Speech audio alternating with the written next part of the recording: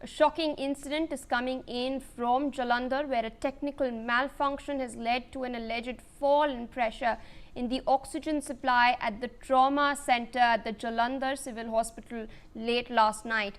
This has resulted in the deaths of 3 patients on the ventilator. Now, according to hospital officials, the deceased included a 22-year-old woman being treated for a snake bite wound, a tuberculosis patient, and a 3rd patient being treated for drug overdose. Senior Medical Officer Dr. Vinay Anand has stated that a thorough investigation is underway to establish the exact cause of this particular tragedy. This is, of course, the latest that is coming in from Punjab. We are learning that oxygen supply disruption has claimed 3 lives at the civil hospital in Jalandhar. As of now, we're learning that 5 patients were admitted to the ICU of the hospital, of which 3 ended up losing their lives within a span of a few minutes. And we're also learning that the officers suspect that a technical fault caused the supply of oxygen to be snapped. These 3 people were admitted to the intensive care unit for a snake bite wound, a drug overdose, as well as chronic obstructive pulmonary disease. My colleague Narinder Gupta with us on the broadcast to share more details. Narinder, tragic incident has taken place at the civil hospital in Jalandhar. We've learned that 3 people have lost their lives due to an alleged fall in pressure in oxygen supply at the trauma center.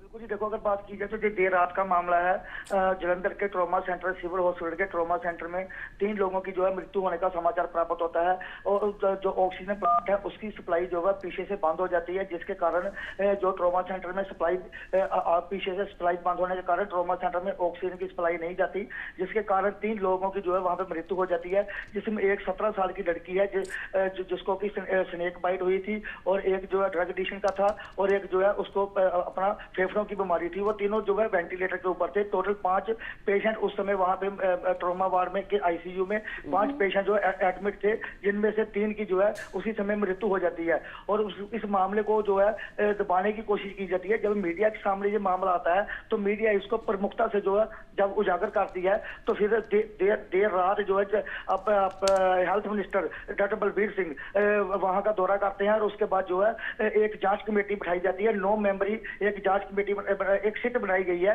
जो इस मामले की पूरी जांच करेगी, और मंगलवार तक इस मामले की जो रिपोर्ट है वो पंजाब सरकार को भेजी जाएगी। उसके बाद जो भी उसमें दोषी पाया जाएगा उसके ऊपर जो भी कानूनी कार्रवाई है वो पंजाब सरकार द्वारा की जाएगी। तो अगर बात करें कि बहुत बड़ा एक मामला सामने आया है, और इसमें किसकी कोताही आई है ये अभी जो जांच में सामने आएगा, लेकिन ये बहुत बड़ी कोताही की बात हुई है कि एक ऑक्सीजन के प्लांट की सप्लाई बंद हो जाती है और उसके बाद 3 लोगों की मृत्यु हो जाती है। और सबसे बड़ी बात जो हमारे सामने ये आई है कि वहां कोई भी टेक्निकल उस समय टेक्निकल अधिकारी उपलब्ध नहीं था, और एक प्लांट को जो है एक दर्जा 4 कर्मचारी जो है वो चला रहा था, वो उसकी देखरेख कर रहा था। तो देखो सबसे बड़ी बात की एक टेक्निकली अपना वहां पे मौजूद नहीं था, जो टेक्नीशियन मौजूद नहीं था, जिसको पता होना चाहिए कि अगर सप्लाई बंद होती है तो उसको उस इमीडिएट कैसे जो है हैंडल करना है, किस प्रकार उसको चलाना है। ये एक बहुत फेलियर जो है हमारे सामने आया है, और एक दर्जा 4 कर्मचारी उस प्लांट की देखरेख कर रहा है, उस प्लांट को चला रहा है, जिसको इसके बारे में कुछ भी नॉलेज नहीं है, उसके बारे में कुछ भी पता नहीं है। और कितना बड़ा फेलियर जो है ये पंजाब सरकार का और वहां के प्रशासन का है। और देखो ये जो घटना हुई है उसके 3 घंटे बाद जो है जलंधर के डिप्टी कमिश्नर वहां पे पहुंचते हैं।